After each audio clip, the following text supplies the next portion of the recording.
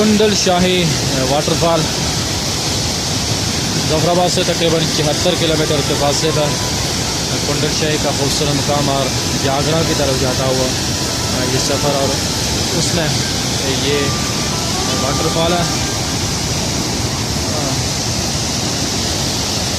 इसमें कुछ अर्सा पहले यहाँ एक हादसा भी हुआ था। पुल हादसे में बहुत से अमवात ज़ाया हो गई थी। नया पुल बना दिया गया और इस वक्त पानी का बहुत तेज़ बहाव कुंडल शाही वाटरफॉल पे आप देख सकते हैं। सैयाहों की बहुत बड़ी रश है।